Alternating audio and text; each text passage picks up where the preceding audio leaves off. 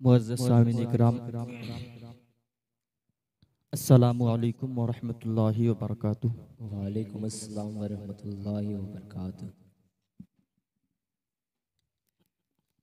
अल्हम्दुलिल्लाह अल्हम्दुलिल्लाहि रब्बिल आलमीन वल आक़िबतु लिल मुत्तक़ीन वस्सलातु वस्सलामु अला रसूलिहिल करीम अम्मा बअद फ़अऊज़ु बिल्लाहि मिनश शैतानिर रजीम बिस्मिल्लाहिर रहमानिर रहीम क़ाल अल्लाहु तआला फ़िल क़ुरआनिल अज़ीम वल फ़ुरक़ानिल हमीद इन्नद-दीन इंदल्लाहिल इस्लाम सदक़ल्लाहुल मौलानल अज़ीम व बल्लगना रसूलहुन नबियुल अमीनुल मतीनुल मुईनुल मुबीनुल करीम व नहनु अला ज़ालिका लमिनश शाहिदीन वश्शाकिरीन वज़्ज़ाकिरीन वल्हम्दुलिल्लाहि रब्बिल आलमीन। मेरे इमाम फरमाते हैं, वाह क्या जूदो करम है शहे बतहा तेरा, वाह क्या जूदो करम है शहे बतहा तेरा, नहीं सुनता ही नहीं मांगने वाला तेरा।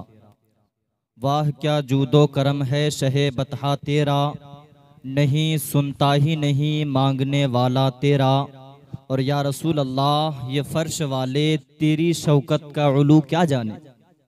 या रसूल अल्लाह, ये फर्श वाले तेरी शौकत का उलू क्या जाने, खुसरवा अर्श पे उड़ता है फरेरा तेरा। आगे मेरे इमाम फरमाते हैं कि या रसूल अल्लाह, मैं तो मालिक ही कहूँगा कि हो मालिक के हबीब। या रसूल अल्लाह, मैं तो मालिक ही कहूँगा कि हो मालिक के हबीब, यानी महबूबो मुहिब में नहीं मेरा तेरा।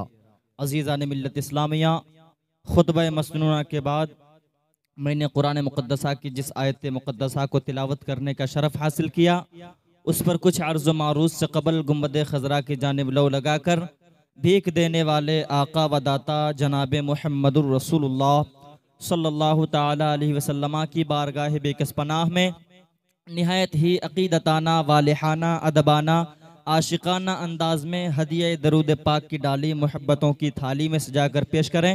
पढ़े बावाज़ बुलंद अल्लाहुम्मा सल्ली अला सय्यदना शफ़ीअना मौलाना मुहम्मदिन बारिक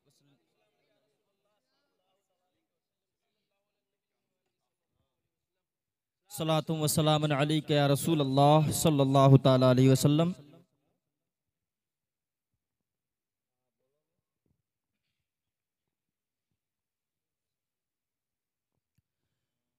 दुरूद पाक पढ़े। अल्लाहुम्मा सल्ली अला सय्यदना शफ़ीअना मौलाना मुहम्मदिन बारिक वसल्लम सल्लु अलैहि सलातुम व सलामुन अलैका या रसूल अल्लाह सल्लल्लाहु ताला अलैहि वसल्लम। मैंने आयत करीमा तिलावत किया। अल्लाह तबारक व तआला कुरान मुक़द्दसा में इरशाद फरमाता है, इन्नद-दीना इंदल्लाहिल इस्लाम, बेशक अल्लाह के नज़दीक सबसे पसंदीदा दीन, सबसे पसंदीदा मजहब वो मजहब इस्लाम, दीन इस्लाम है। अल्हम्दुलिल्लाह सुम्मा अल्हम्दुलिल्लाह, हम और आप बड़े खुशनसीब है कि अल्लाह तबारक व तआला ने हमें उस अपने पसंदीदा मजहब मजहब इस्लाम में पैदा फरमाया। ये हमारे लिए खुशनसीबी है कि अल्लाह ने हमें मजहब इस्लाम में पैदा फरमाया। और मजहब इस्लाम ये वो मजहब है जिसको अल्लाह तबारक व तआला ने अपना पसंदीदा मजहब करार दिया है।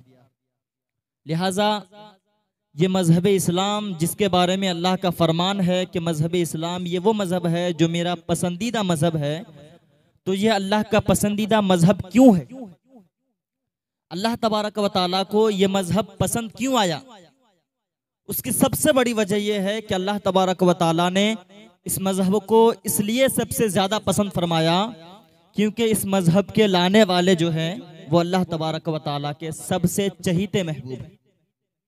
ये मजहब अल्लाह तबारक व तआला ने जिस नबी को अता फरमाया, वो नबी अल्लाह तबारक व तआला के सबसे करीबी महबूब है, अल्लाह तबारक व तआला का सबसे करीबी हबीब है। लिहाजा उस हबीब के सदक़े में अल्लाह तबारक व तआला ने यह अपना पसंदीदा मजहब हम गुनहगारों को अता फरमाया। लिहाजा जब ये मजहब इस्लाम अल्लाह तबारक व तआला का पसंदीदा मजहब है, तो इस मजहब की कुछ खास बातें भी होनी चाहिए, कुछ बुनियादी चीजें भी होगी जिसकी वजह से अल्लाह तबारक व तआला ने इसको अपना पसंदीदा मजहब बनाया है। अल्लाह के नबी सल्लल्लाहु तआला अलैहि वसल्लम की हदीस मुबारक है, अल्लाह के नबी फरमाते हैं बुनियल इस्लामु अला खमसिन, इस्लाम की बुनियाद जो है ये 5 चीजों पर है। अल्लाह के नबी का फरमान है, अल्लाह के नबी फरमाते हैं कि इस्लाम की बुनियाद ये 5 चीजों पर है। बिलाशुबहा जिस तरह से हम दुनिया में कोई घर बनाते हैं, दुनिया में कोई भी काम करते हैं, तो काम करने के लिए उस काम के सारे सामान और असबाब का इंतजाम हमें करना पड़ता है। एक घर बनाते हैं तो उसके लिए पत्थर, सीमेंट, सरिया वगैरह सारी चीजों का इंतजाम करना पड़ता है।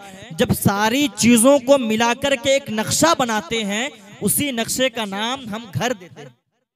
बिलाशुबहा इसी तरह से ये मजहब इस्लाम जो है, इसकी भी बुनियादी कुछ चीजें हैं जिनके बारे में अल्लाह के नबी फरमाते हैं कि मजहब इस्लाम की बुनियादी चीजें वो 5 चीजें हैं।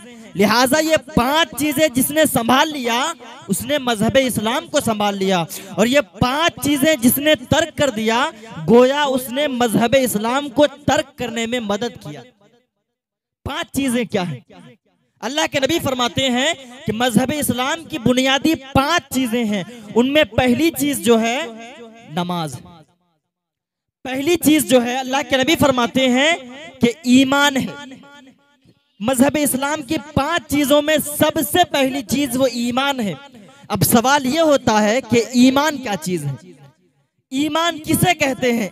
अजीज़ान मिल्लत इस्लामिया, ईमान दिल की उस कैफियत को कहते हैं, ईमान इंसान की उस फितरत को कहते हैं, इंसान के उस दिली कैफियत को कहते हैं जिसको हम और आप कलमा तैयबा के नाम से जानते और पहचानते हैं।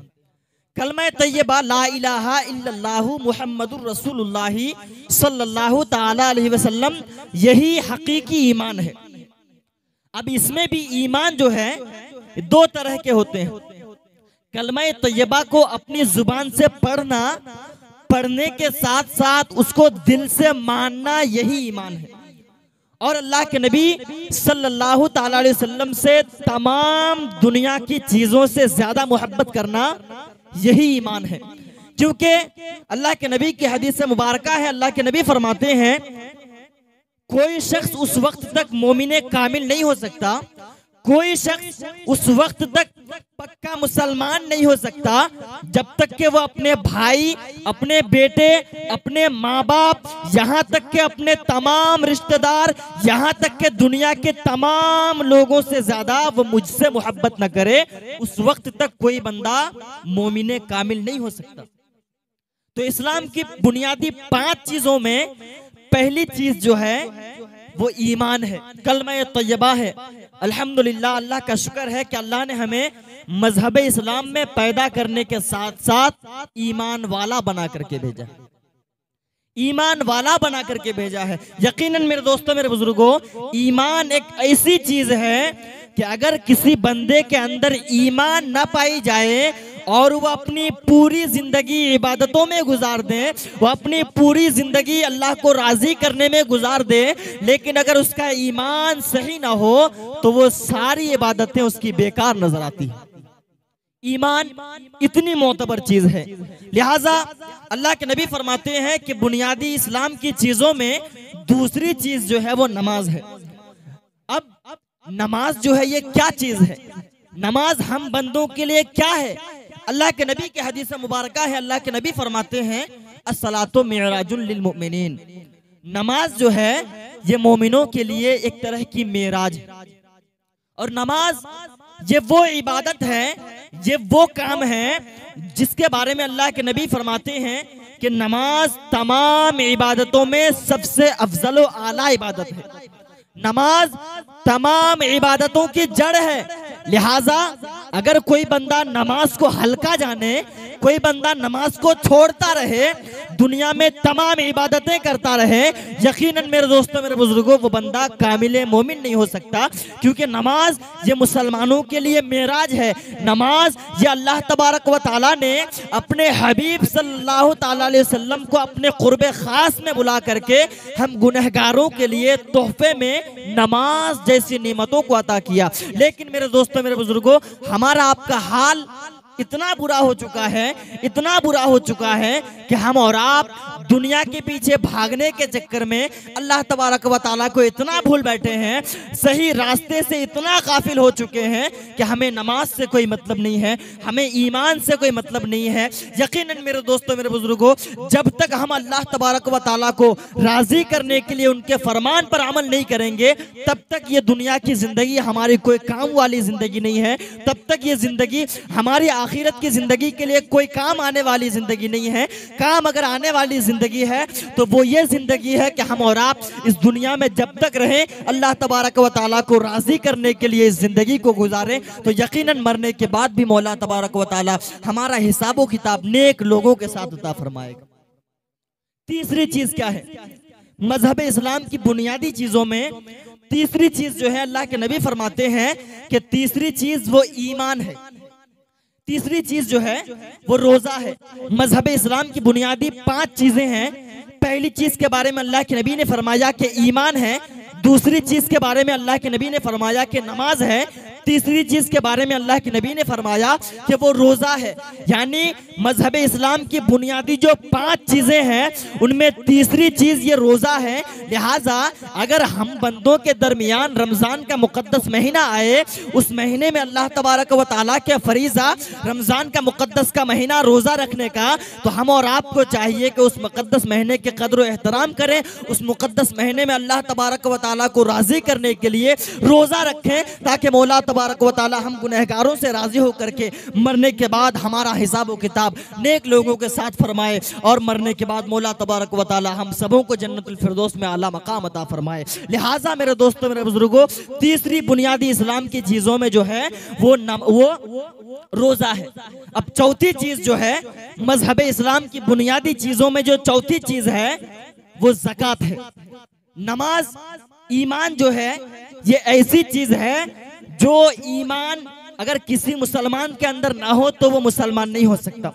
मुसलमान होने के बाद जब बंदा आकिलो बालिग हो जाता है, तब उसके ऊपर दूसरी शर्त, दूसरी बुनियादी चीज नमाज फर्ज हो जाती है बिलाशुबा।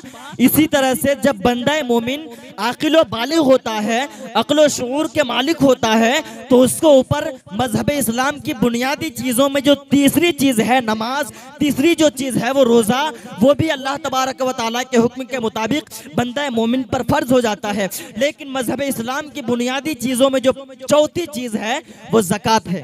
अब ज़कात जो है ये हर मुसलमान पर फर्ज नहीं है। ज़कात जो है ये हर मुसलमान पर फर्ज नहीं है। ज़कात सिर्फ और सिर्फ मालिक निसाब पर फर्ज है। यानी जो मालिक निसाब हो, जो इतना मालो दौलत रखता हो कि उसके जरिए से उसके ऊपर ज़कात फर्ज हो जाती है, तो उसके लिए अल्लाह तबारक व तआला की बारगाह में ज़कात निकालना ये फर्ज हो जाता है। मजहब इस्लाम की चौथी जो बुनियादी चीज़ है वो ज़कात है। और मजहब इस्लाम की जो आखिरी और 5वीं बुनियादी चीज़ है, अल्लाह के नबी फरमाते हैं कि वो मालिक निसाब पर हज फर्ज है। हर वो मालिक निसाब जिसके पास इतने मालो दौलत हो कि वो अपने हाजत असलिया के अलावा, अपने खाने पीने रहने चलने फिरने के सामान के अलावा इतना पैसा हो कि वो हज में जाकर के आ सके। लिहाजा अल्लाह तबारक व तआला की तरफ से मजहब इस्लाम की बुनियादी 5वीं चीज हज जो है ये फर्ज हो जाया करता है। तो ये मजहब इस्लाम की बुनियादी 5 चीजें हैं। अल्हम्दुलिल्लाह, अल्लाह तबारक व तआला का लाख लाख शुक्र एहसान हम गुनहगारों पर है कि मौला तबारक व तआला ने हमें अपना पसंदीदा मजहब में पैदा फरमाया और पसंदीदा मजहब के साथ साथ हमें अपने हबीब जनाब मुहम्मदुर रसूलुल्लाह सल्लल्लाहु तआला अलैहि वसल्लम के उम्मतियों में पैदा फरमाया। और हम और आपके लिए सबसे खुशनसीबी की बात यह है कि हमारा मकाम अल्लाह तबारक व तआला ने इतना बुलंद फरमाया, इतना बुलंद फरमाया जिस तरह से कि पहले के जमाने के अंबिया इकराम का मर्तबा हुआ करता था। तो मेरे दोस्तों, मेरे बुजुर्गों, जब अल्लाह तबारक व तआला ने हमारा मकाम और मर्तबा इतना बुलंद फरमाया, हमारा मकाम और मर्तबा, हमारी कद्र मंजिलत को अल्लाह तबारक व तआला ने इतना आला फरमाया, हमें मौला तबारक व तआला ने इंसान बना करके दुनिया में भेजा, तो यकीनन मेरे दोस्तों, मेरे बुजुर्गों, जिसके पास ओहदा बड़ा होता है, जिसके पास दर्जा बड़ा होता है, जिसके पास मर्तबा बड़ा होता है, जिसके पास मकाम बड़ा होता है, उसके ऊपर जिम्मेदारियां भी बहुत बड़ी हुआ करती है। जिसके पास मकाम और मर्तबा बड़ा हुआ करता है, उसके पास जिम्मेदारियां भी बड़ी हुआ करती है।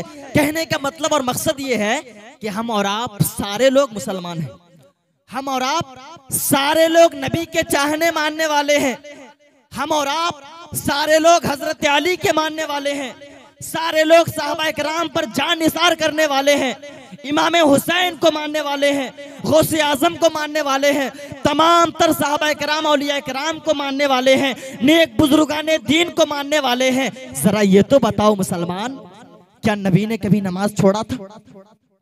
क्या अली ने कभी नमाज छोड़ा था? क्या इमाम हुसैन ने कभी नमाज छोड़ा था? नमाज के लिए उन्होंने अपनी जान को कुर्बान कर दिया, लेकिन नमाज को अपने हाथ से जाने न दिया। लेकिन आज हम अपने आप को हुसैनी कहते हैं, आज हम अपने आप को नबी के सच्चे आशिक कह करके अपने गुलाम, नबी के गुलामों में अपना नाम बताते हैं। जरा कुर्बान जाओ अपनी जिंदगी पर, अफसोस करो अपनी जिंदगी पर, नबी के नाम पर अपनी जान कुर्बान करने के लिए तैयार हो जाते हो। जरा ये तो बताओ कि नबी के नाम पर तुमने कितनी नमाजें अदा की है, नबी के नाम पर तुमने कितनी अल्लाह तबारक व तआला को राजी करने के लिए इस दुनिया में कोशिशें की है। यकीनन मेरे दोस्तों, मेरे बुजुर्गों, हम और आप अगर अपनी जिंदगी का मुहासबा करेंगे, अपनी जिंदगी का जायजा लेंगे, अपनी जिंदगी पर गौर व फिक्र करेंगे, तो हमें मालूम होगा, पता चलेगा कि हमारी जिंदगी का ज्यादातर हिस्सा सिर्फ गुनाहों में गुजरता नजर आता है।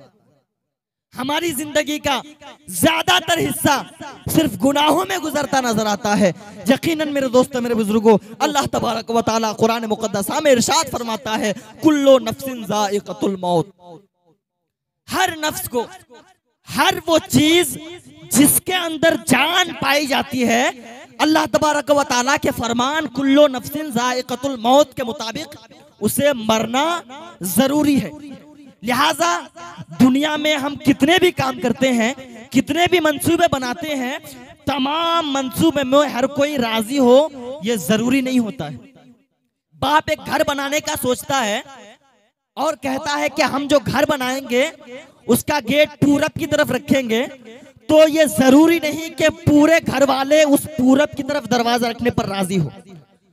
हम कोई भी काम करते हैं, दुनिया का कोई भी काम ले लीजिए, जो भी काम करते हैं, तमाम कामों में कोई ना कोई एतराज करने वाला, तमाम कामों में कोई ना कोई सवाल करने वाला, तमाम कामों में कोई ना कोई नाराजगी जाहिर करने वाला इस दुनिया में मिल जाता है। लेकिन अल्लाह का ये फरमान एक ऐसा फरमान है जिस पर किसी बंदे को इनकार की गुंजाइश नहीं है, जिस पर कोई बंदा एतराज नहीं करता है, जिस पर कोई बंदा सवाल नहीं उठाता है। चाहे वो मुसलमान हो, चाहे वो हिंदू हो, चाहे वो सिख हो, चाहे वो ईसाई हो, चाहे वो छोटा बच्चा हो, चाहे वो बूढ़ा हो, चाहे वो जवान हो, चाहे वो किसी भी मजहब के मानने वाले हो, लेकिन अल्लाह का ये एक तने तन्हा ऐसा फरमान है जिस पर किसी को एतराज की गुंजाइश नहीं है। और वो फरमान, अल्लाह का फरमान कुल्लु नफ्सिन ज़ाइक़तुल मौत है कि तमाम जानदार चीज को अल्लाह तबारक व तआला के हुक्म के मुताबिक मरना है। जब मरना सबको है, अब सवाल ये पैदा होता है कि हमें जब मरना ही है तो अल्लाह ने पैदा क्यों फरमाया? जब मरना ही है तो अल्लाह ने पैदा क्यों फरमाया? और सबसे बड़ी चीज तो यह है कि जब अल्लाह तबारक व तआला आलिमुल गैब है, गैब की बातों को जानने वाला है, तो मौला ने हमें इस दुनिया में भेजा ही क्यों? भेजने से पहले ही हमारा हिसाब किताब कर देता। अल्लाह तो बेहतर जानता है कौन जन्नती है कौन जहन्नमी है। अल्लाह तो बेहतर जानता है किसका, कौन जन्नत का हकदार बनेगा दुनिया में जाकर के, कौन जहन्नम का हकदार बनेगा। हम तमाम सुन्नी सहीहुल अकीदा मुसलमानों का ये ईमान है कि अल्लाह तबारक व तआला को हर चीज का इल्म है। तो जब अल्लाह को हर चीज का इल्म है तो मौला तबारक व तआला हमारा हिसाब किताब दुनिया में भेजने से पहले ही फरमा देता। लेकिन मेरे दोस्तों, मेरे बुजुर्गों, इस चीज पर भी बहुत सारे लोग अल्लाह तबारक व तआला की जात पर उंगली उठा बैठता, अल्लाह तबारक व तआला की जात से ये सवाल कर बैठता कि मौला तूने तो हमें इम्तिहान में कामयाबी की तैयारी का मौका न दिया। अगर मौला ताला हमें दुनिया में न भेजता और दुनिया में न भेज करके अपने शायान शान के मुताबिक जन्नतियों को जन्नत में और दोज़खियों को दोज़ख में मकाम दे देता, तो कुछ बंदे जिनको दोज़ख में अल्लाह ने जाने का हुक्म दिया, वो बंदे अल्लाह की बारगाह में ये सवाल करते कि मौला तू जो आज हमें जहन्नम में ढकेल रहा है, मौला तू जो आज हमें जहन्नम में जाने का हुक्म दे रहा है, जरा ये तो बता परवरदिगारा, क्या तूने हमें जन्नत में जाने की तैयारी करने का मौका दिया था?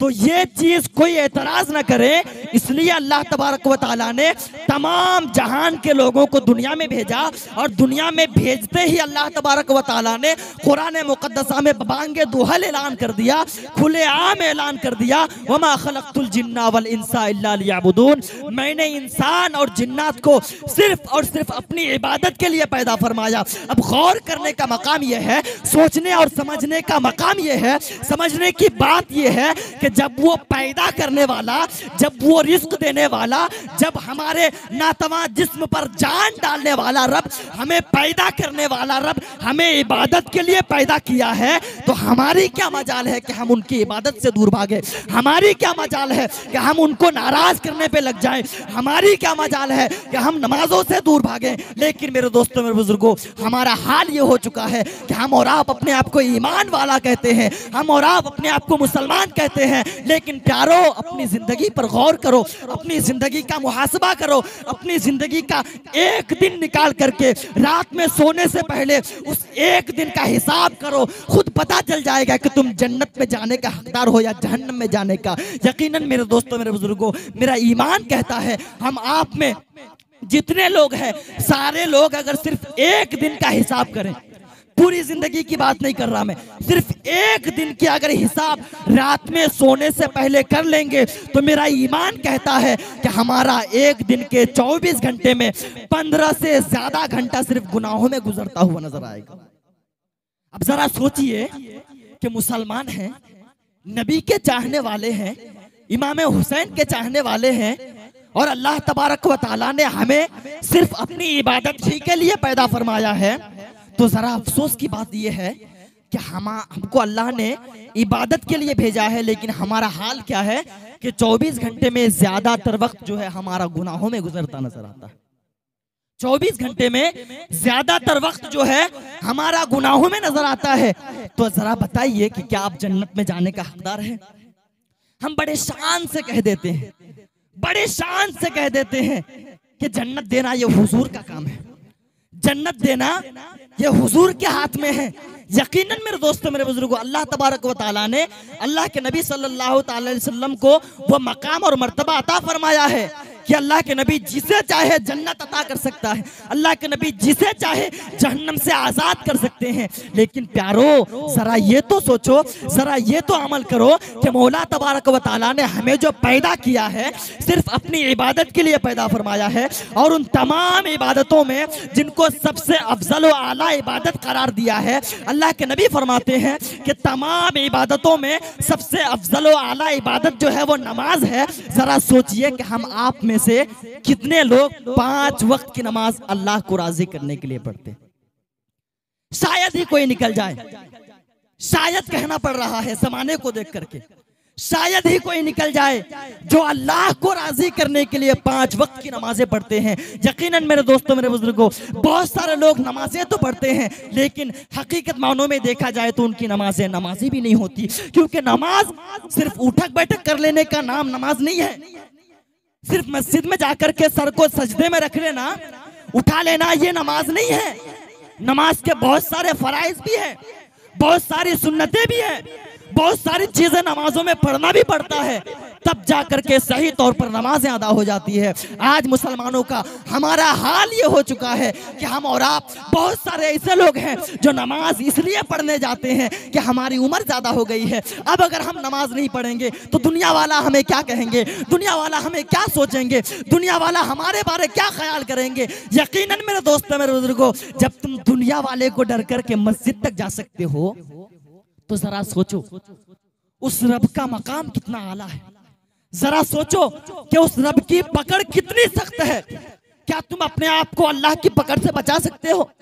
कोई ऐसा बंदा नहीं है जो अपने आप को अल्लाह की पकड़ से बचा सके।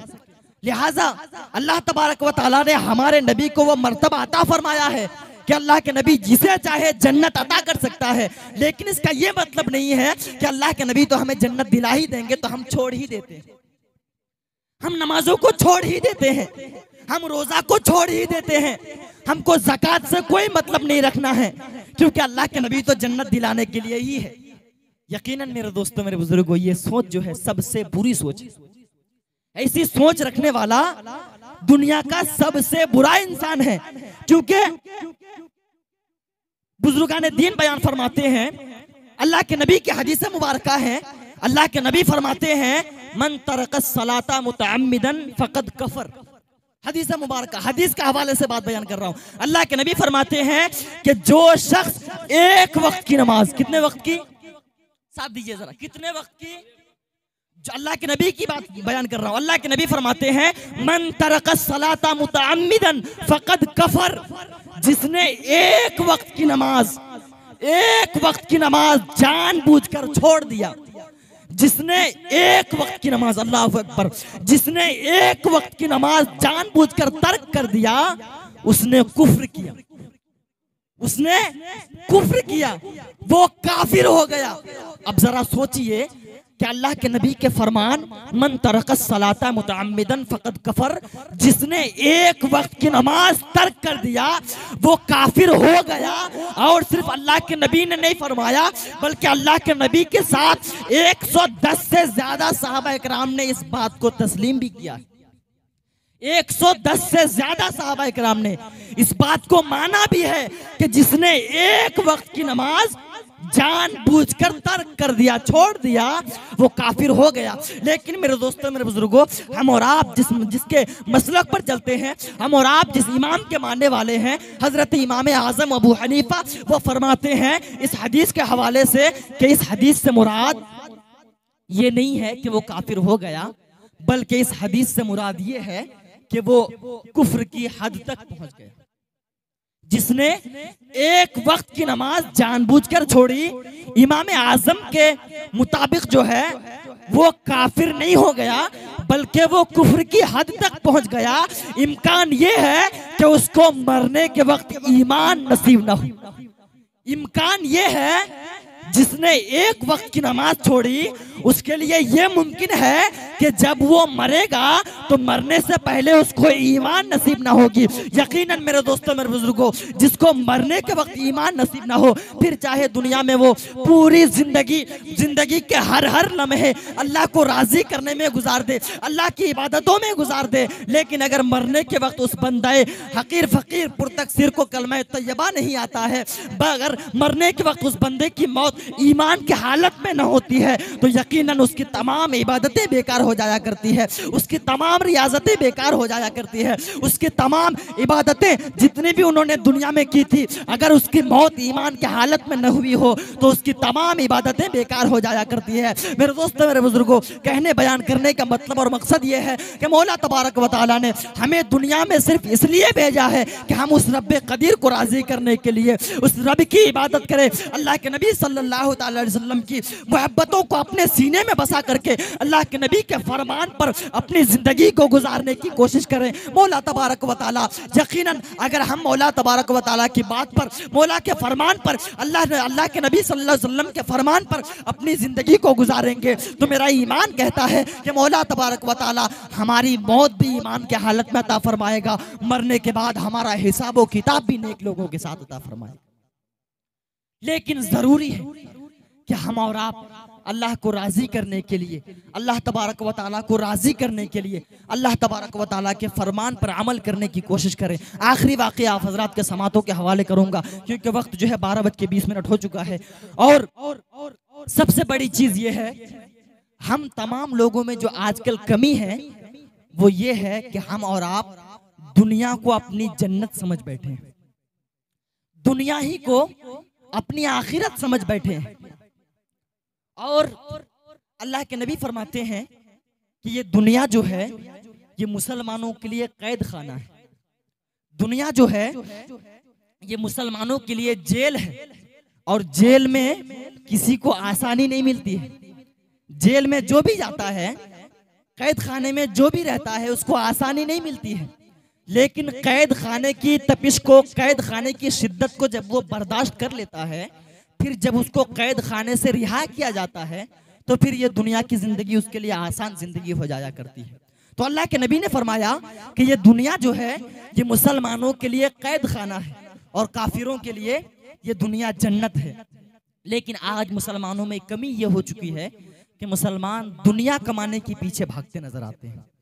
मुसलमान दुनिया में बड़ा शोहरत हासिल करने के पीछे भागते नजर आते हैं कि जब हम इंतकाल करें तो लोग ये कहे कि दुनिया का बड़ा आदमी था, लोग ये कहे कि दुनिया का बड़ा पैसा वाला आदमी था, बड़ा अमीर आदमी था। लेकिन प्यारो, जरा ये तो सोचो कि तुमने आखिरत की जिंदगी के लिए क्या तैयारी की है। तुमने मौत के बाद जो कब्र वाली जिंदगी है, और एक पॉइंट की बात बता दूं कि ये दुनिया की जिंदगी जो है, इस जिंदगी का हम अंदाजा लगा लेते हैं।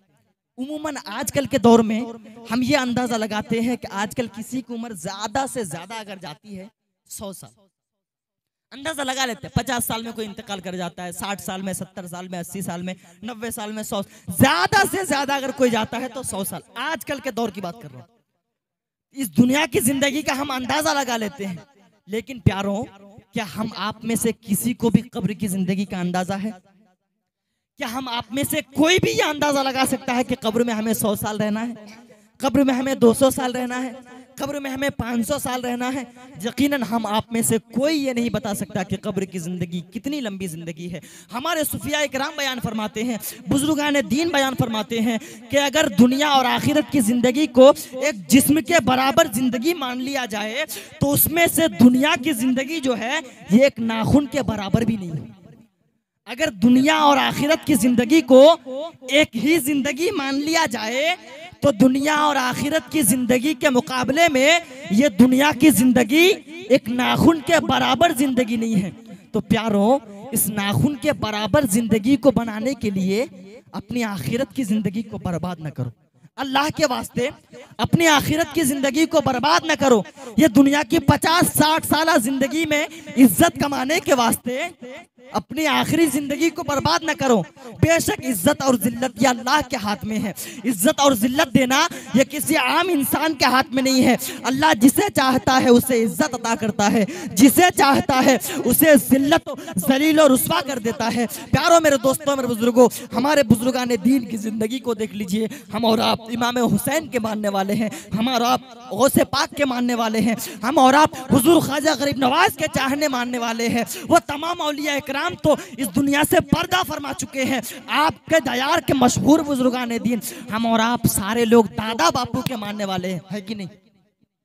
सारे लोग दादा बापू के मानने वाले हैं।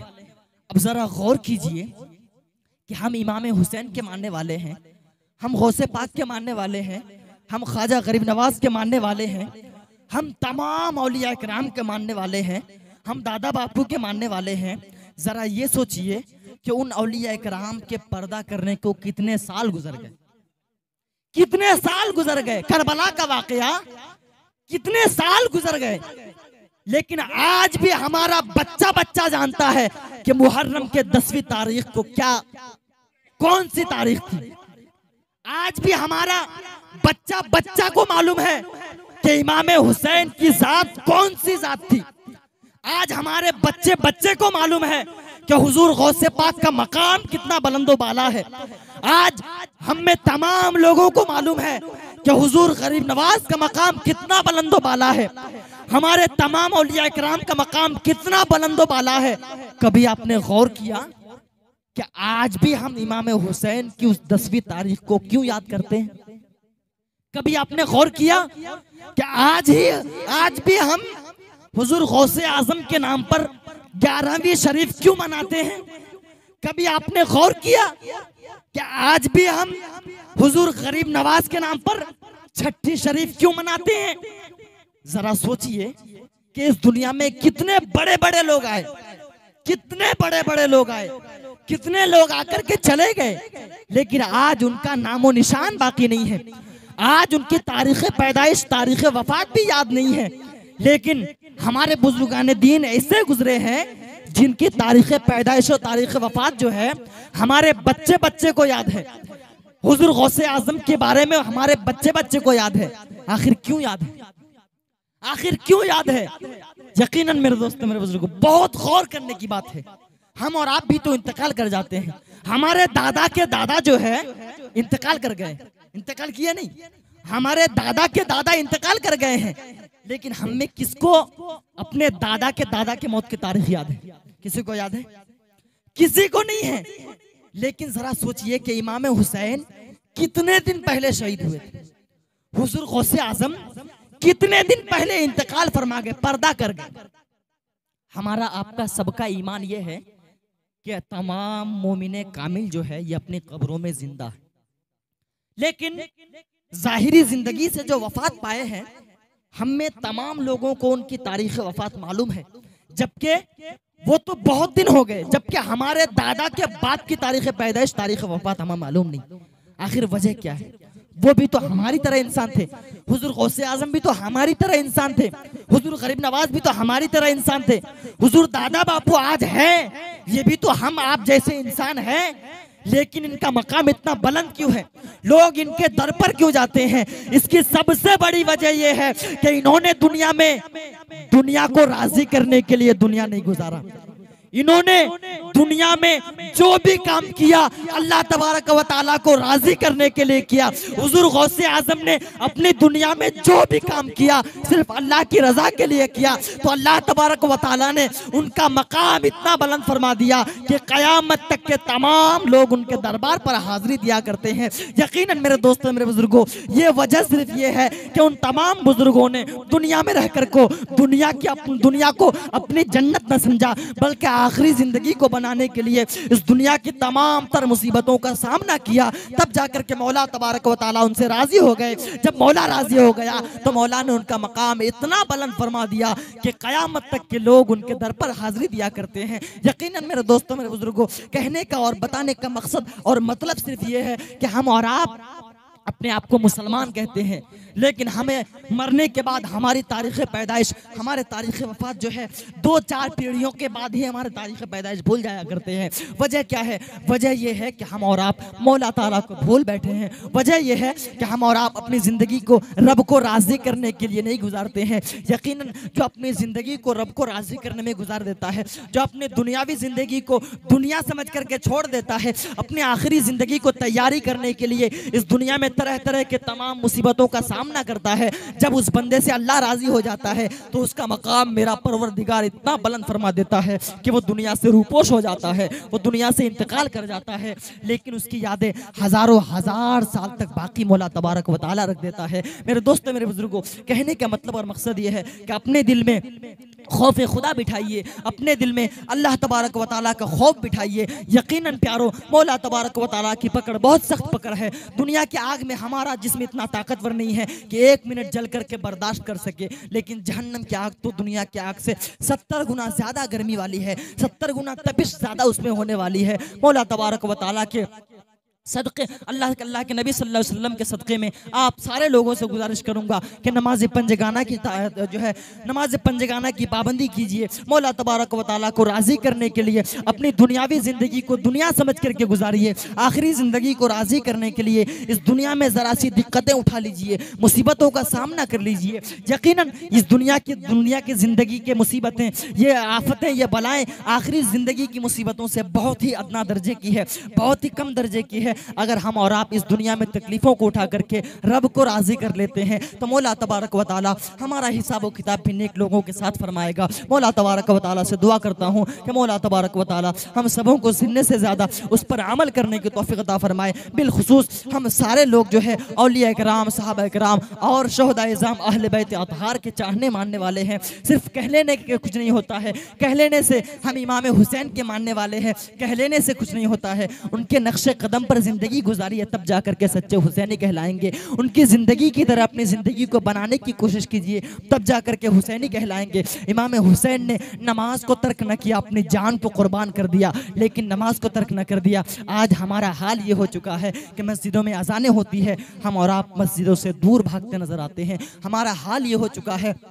कि हमारे मोहल्ले में मदरसे खुले हुए हैं लेकिन हम दीनी तालीम से दूर भागते हुए नजर आते हैं। मौला तबारक व तआला से दुआ करता हूँ कि मौला तबारक व तआला हम सबों को सुनने से ज़्यादा उस पर अमल पैरा होने की तौफीक अता फरमाए। मौला तबारक व तआला हम सबों को सुनने से ज़्यादा उस पर अमल करने की तौफीक अता फरमाए। बिलखुसूस तमाम नेक बुजुर्गान दीन की मोहब्बत हम सबों के सीने में अता फरमाए। हम सबों को इहदिना सिरातल मुस्तकीम पर चलने की तौफीक अता फरमाए। मौला ताला से दुआ करता हूँ कि मौला तबारक व तआला इस नूरानी और पाकीज़ा महफिल को अपनी बारगाह आलिया में कबूल अता फरमाए। मेरे बोलने में या आप लोगों के सुनने में अगर कोई गलती हो तो मैं आप सभी लोगों को गवाह बनाकर अल्लाह की बारगाह में तौबा करता हूँ। अस्तगफिरुल्लाह रब्बी मिन कुल्लि ज़ंबी व अतूबु इलैहि व मा अलैना इल्लल बलाग। अस्सलामु अलैकुम व रहमतुल्लाहि व बरकातुहू। सलातो सलाम के लिए खड़े हो।